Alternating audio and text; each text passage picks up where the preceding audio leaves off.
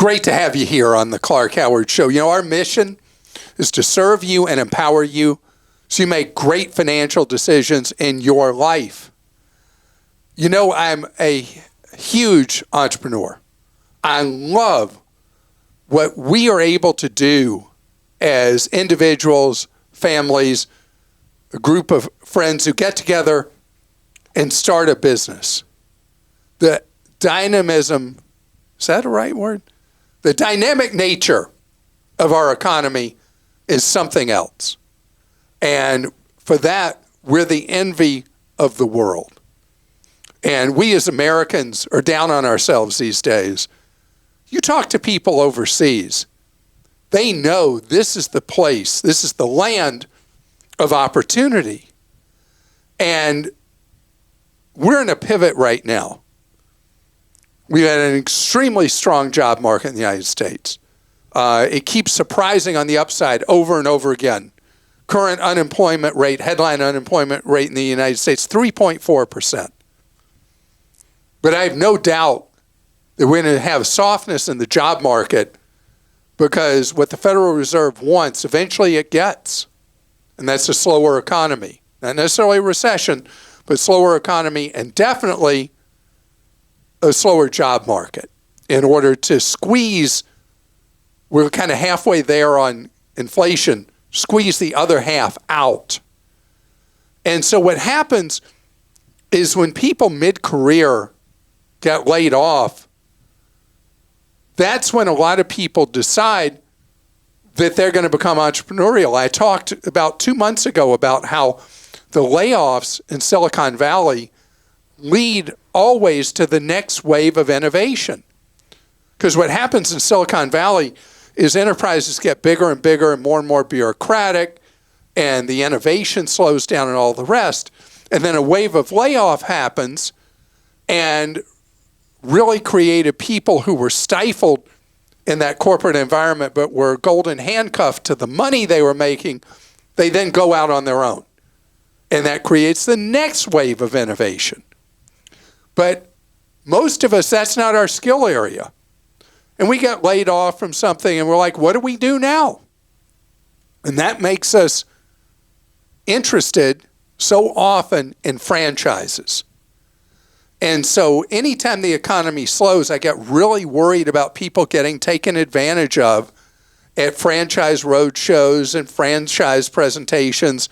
And the brochures are gloriously beautiful, and the path to wealth they promise, amazing, and the independence and all the pitches I've seen through the years. I want to talk about the franchise thing and tell you what are the things you need to do to protect yourself when you're thinking of buying one. And then later, I want to talk about getting engaged. There's new stats on the rings that are really significant for your wallet if you're getting hitched.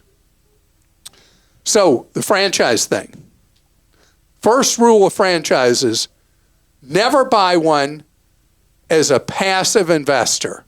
It's just somebody who's on the periphery, who's putting your money in, and you think you're going to make money as an absentee owner.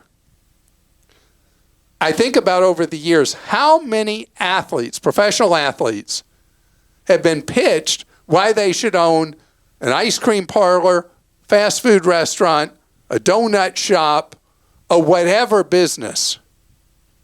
And they're there for the ribbon cutting, and then they're never seen again. And the pitch is, you know, your name recognition, that's going to put you even further ahead because people are going to come there because they know you're one of the owners. And they come there hoping they're going to see you or other famous athletes. Do those things work out? No, they don't. They don't. Hands-on, active management involvement with any franchise. And you got to know what it's really like, the nuts and bolts. Any of you who've listened to me a long time, if you've listened to me a long time, you know my rule number one when you're intrigued by a pitch of owning a franchise. Undercover, You go and you work for a location of that business, doing anything, emptying the trash cans. I don't care what it is, cleaning the toilets, whatever. Yeah, I want you in that business seeing the nuts and bolts, not the fancy brochure, not the sales presentation, not the high pressure for you to sign the franchise agreement. You need to know what it's really like day to day. Do you really get support from the franchise company? Or is it just their name on the building that you're paying them fees for, and they're not there to support you? You know, there's a lot of franchises in the last year that have had to make announcements to Wall Street that they're closing hundreds of locations. Behind every one of those locations, probably there's somebody who owned that franchise who got wiped out and lost their money.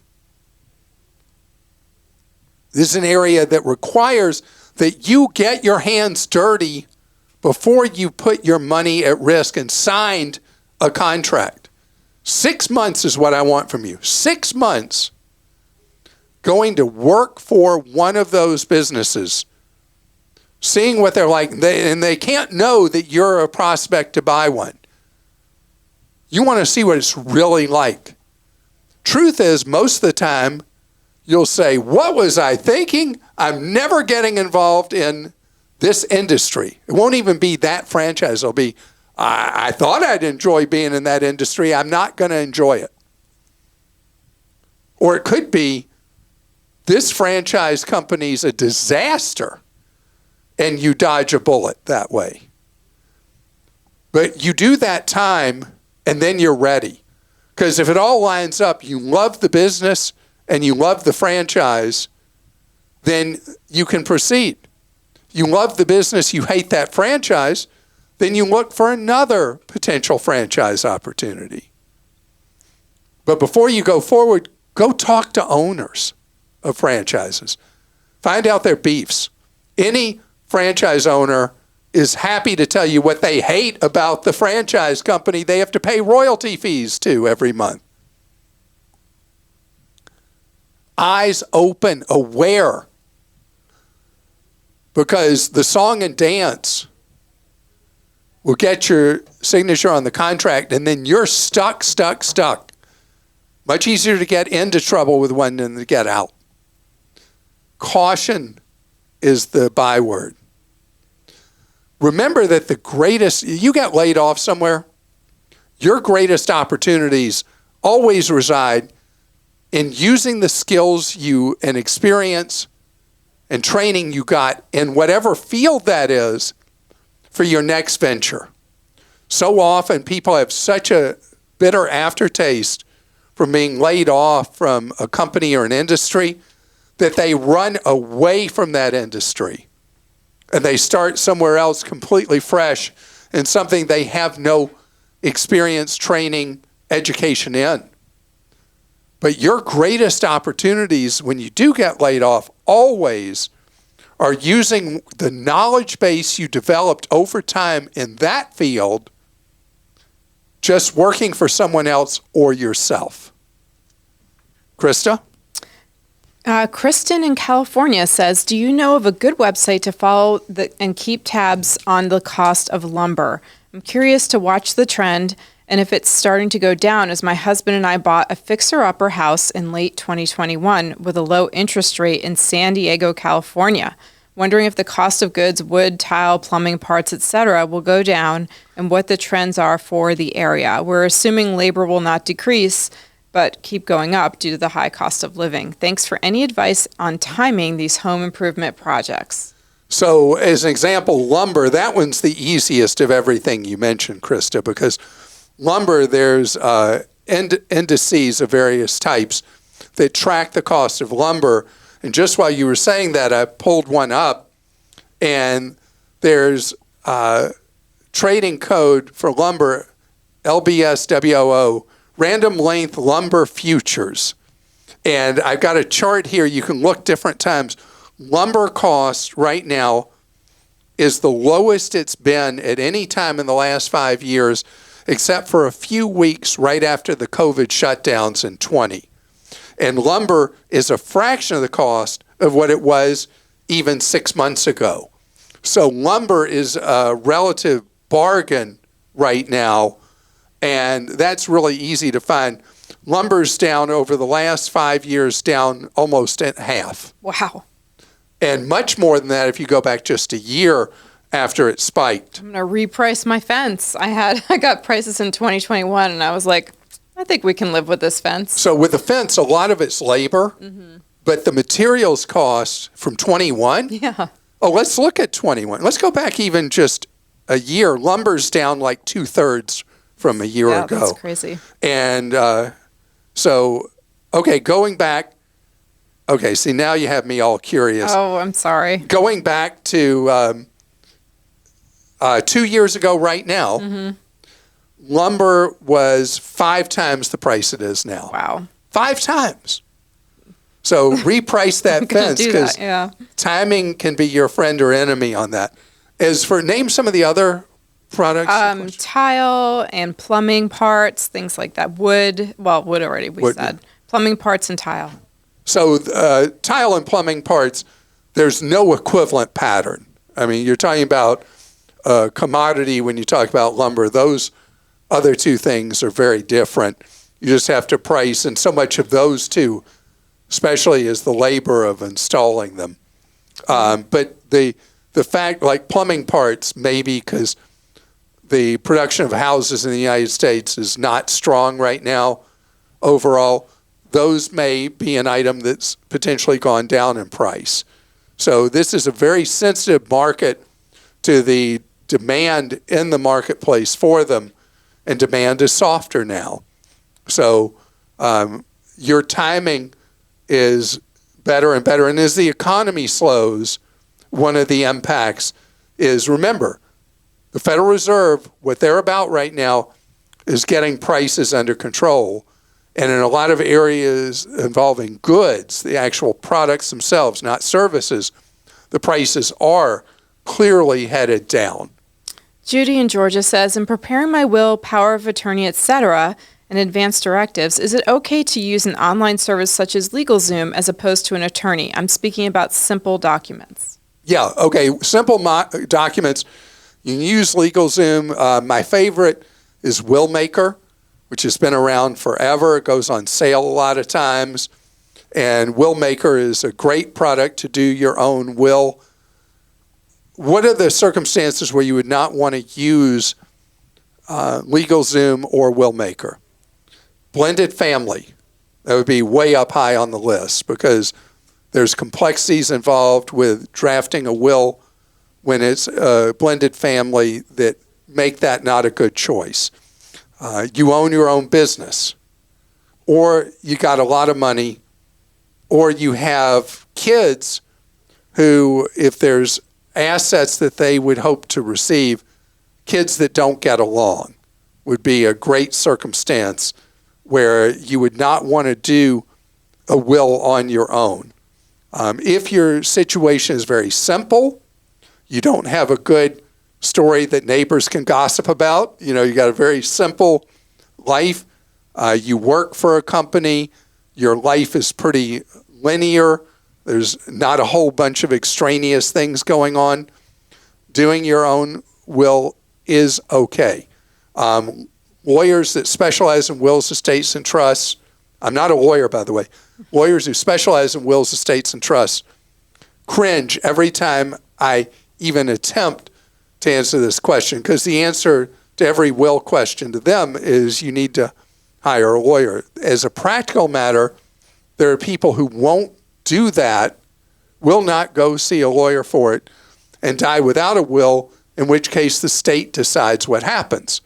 Particularly if you have minor children, even if you don't have assets, it's important that you have a will to state who you want to raise your children in the event of your untimely demise.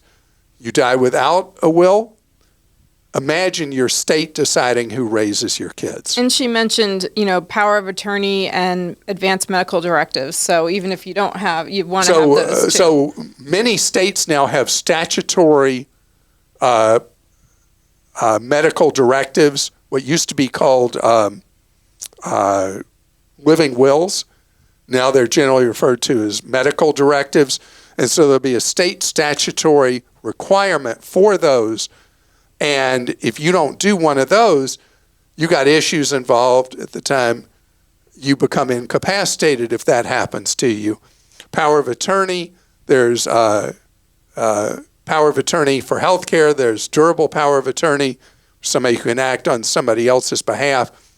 Depending, again, on the complexity of your situation, you can do it yourself, or you have to hire someone, a professional, a lawyer who specializes, again, in wills, estates, and trusts to do this for you. But do it yourself, you mean using official documents through a legal Zoom or something like that? Right, and again, don't just write it out. For the medical power of attorney or medical directives, it may be state statute required, meaning there's a state form that is easily available at a state website or just by searching medical directive, state of, where's? Georgia. Georgia. Mm-hmm. So Georgia is a state required directive. It is a state specific form. And for people who live in more than one state, a lot of people may live part-time in one state. Your parents do. Mm-hmm. Part-time. They live part-time in Virginia and part-time in Florida? Well, they just spend time in the winter in Florida. They're Virginia residents, really. But if something happened when they were in Florida, because they spend months there, they should probably have a Florida directive as well. Lynn in Connecticut says you recently were talking about tipping for counter service on an iPad or whatever at a point of service. This got me thinking about my recent trip to New York City with my teenager. I haven't been into the city in a long time and grabbed a taxi because we were in a hurry. I paid by credit card in the card machine in the taxi. There was a tipping option, and if I recall correctly, it started at 20% and went up from there. I was not able to find a way to turn off the tip or put in a custom number. On the way back, I tried again and still couldn't find a way to change the tip amount. I asked a friend who goes in regularly, and she also hasn't been able to change the tip amounts. Do you know if there's a way to turn off the tip option or make a custom tip? You'll be happy to know that my husband and I went into the city the following weekend and we walked 8 miles because we didn't want to pay the exorbitant taxi fees and because the lazy teenager wasn't with us. Okay, that's funny all the way around. So if you frequent New York City and you're going to ride in cabs instead of Uber, Lyft, or they have a local competitor called Revel, R-E-V-E-L. Or the subway. I ride the subway so easy, everywhere. Yeah. Subway's awesome. Quickest way around. There's an app called Curb, C-U-R-B. I know it works in New York. Don't know how many other cities are Curb participants. But with the Curb app, you're able to link the cab ride with a code, and then you're able to completely control what tip you leave for the cab driver. As someone who spends a lot of time in New York, I put Uber and Lyft up as my first and second choice. Lyft is usually cheaper than Uber. Oh, these are all the cities for Curb? New York, Chicago, Philadelphia, Washington, Miami, Fort Lauderdale, Los Angeles. Okay. Uber and Lyft in many cities are actually cheaper than cabs. And with them, both of them, you're able to choose what level of tip you offer. So there are ways around it, but the best thing, the 8 miles of walking was so good for you. Think about it. That's about 16,000 steps you got walking around. So your health is better. And New York is one of those cities like London or Paris where you enjoy so much more at street level walking around. So it was a good choice for an odd reason that you got to do the 8 miles of walking. Coming up ahead, big change going on in the wedding business, and it's something I've talked about for years that can save you a lot of money. So people aren't getting engaged right now. A lot of stats show that it's one of the effects of COVID. So remember, after the COVID emergency started settling down, the wedding business skyrocketed. because of all the weddings that didn't take place in 20 and 21. Facilities, service providers, everybody, churches, religious congregations, they were just busy with weddings, and that backlog cleared out. Well, now the number of people getting married is going the other way, because I read a story in, where did I see it? Anyway, I remember the stat from when people first start dating, the average length of time till engagement is 3.5 years, is what I remember from the story. And who knows, there may be different stats that would show different numbers, but obviously today it's really different than it was in America 2 generations ago, in that people, from when they start dating, there's a good long while till they decide to get married, because overwhelmingly couples now will live together for a period of time that can go on for years before they decide, you know what, maybe we should do this marriage thing. And so that's why there's this big delay. Well, during COVID, there was a couple of years people really weren't able to date. And so you take that cycle forward, and so people aren't getting engaged now.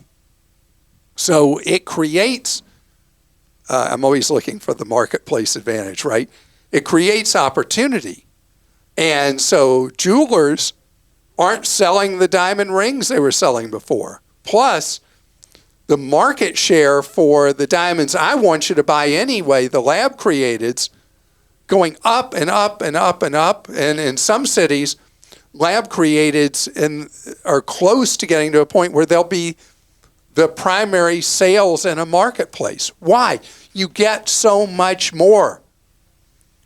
My wife has one of her nephews recently got engaged, and he and his fiancée had agreed that they would do lab created, and they did, and the diamond is gorgeous.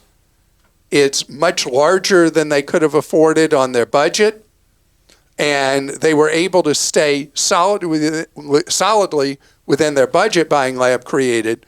And the great news is the number of lab created diamonds is growing so quickly that classic supply and demand, the market price for the gap between a dug out of the earth diamond and a lab created, which are both chemically identical, the price gap is growing larger and larger and larger. So whether you want traditional dug out of the earth or you want lab created, the prices of each are going down, one because of the overall reduction in the number of people getting engaged, and the second, if you go lab created, that gap is getting gigantic. And the quality of the look, the sparkling nature, the color, the clarity of a lab created diamond, extraordinary. And so why do people buy traditional diamonds? Because it's traditional. And this is different than the past, when there used to be different substances that were made to look like a diamond but weren't. These lab createds are, again, chemically identical. So got a big change going on. The other part of this is if the engagement rate has gone way down, that means you look forward over the next year, the number of weddings taking place will be down, which means you've got a lot more negotiating power on everything involved with putting on your wedding than you would have in the prior 2 years. Okay, we'll go to questions. Melissa in South Carolina says, how do you dispute the escrow amount with your mortgage company if you believe you're being overcharged? Okay, Melissa, the mortgage company is allowed to collect from you each month 1/12 of what the estimated cost is for taxes and insurance for your home, and then add in 2/12 of cushion. So that just makes people's heads spin. So the 2/12, you know what your taxes and insurance are divided by 12. And then that amount times 2, then divided by 12, can be added in each month as a cushion on that amount, the 2/12 rule. So if your lender is collecting in excess of that, you appeal escrow. And there will be a procedure with your lender that you appeal escrow, that you send them your own calculation based on estimate of tax and insurance with the cushion. And lenders know that people are confused by this, and unethical lenders will over-collect escrow because then they have free use of your money, interest-free, month after month, year after year. And that's why you don't just sit there like a lamb, you roar like a lion, and you have a proper recalculation of escrow done. And your lender will hate you for it, but they need to comply with the law. If your lender still ignores you after you have fully been able to calculate what it should be, that lender is regulated by a state authority. You contact the state authority that issues the license to mortgage lenders in your state, and you file a complaint about over-escrowing, and that will get the lender almost certainly to behave. Jay in Texas says, Clark, over the years you wisely recommend arranging to have a used car taken to an independent mechanic before purchasing. I haven't heard you mention mobile used car inspections before. I've used a mobile inspection service for my last few used car purchases, and it's an easy process. The one I've used helped coordinate with the seller, visited the vehicle at the seller's location. They provide a detailed report by email and even do a verbal summary over the phone and provide a recommendation if the vehicle is a good value for the price. This is much easier than trying to arrange for a car to be transported to a shop. The ASE certified mobile service I've used only does used car inspections as opposed to brick and mortar shops, so they're very knowledgeable with the used car market as well. I'm assuming these mobile services are available in other parts of the country. 100% correct, and it's my fail that I don't normally say this. You said a key thing, ASE certified mechanic, automotive service excellence. Is that what ASE stands for? That means they are a level of training and experience that they know what they're doing as a mechanic. This became a popular thing with the mobile diagnostic mechanics because of the emergence years ago of eBay Motors is becoming a platform probably 15 years ago forward that people started for the first time, regular consumers, not professional dealers, started buying vehicles across the country. Now a very common thing to do, and your suggestion is a great thing to do.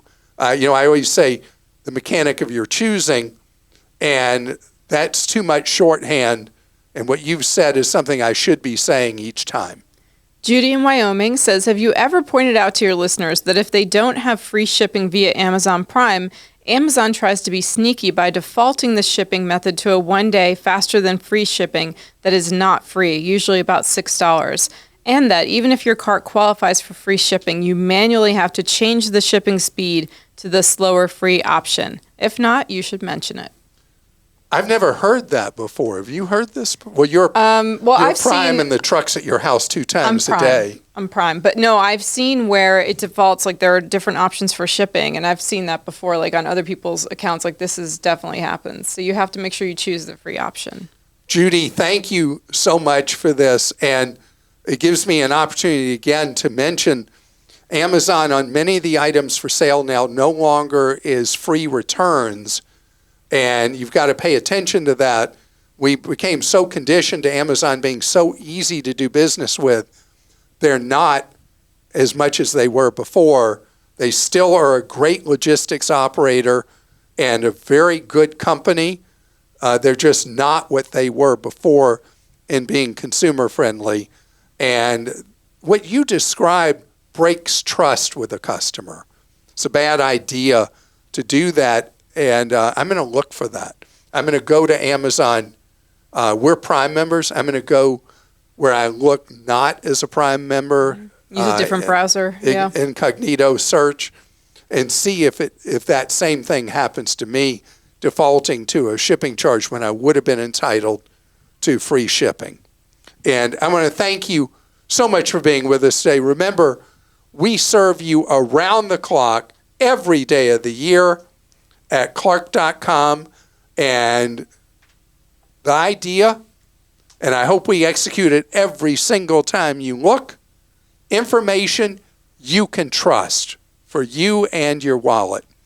And we also have one-on-one free advice, as we've been doing for over 30 years, in the Team Clark Consumer Action Center, available to serve you 6 hours each weekday, Eastern time zones, 10 in the morning till 4 in the afternoon. You can call at 636-49-CLARK. Again, that's 636-49-CLARK. Have a great day.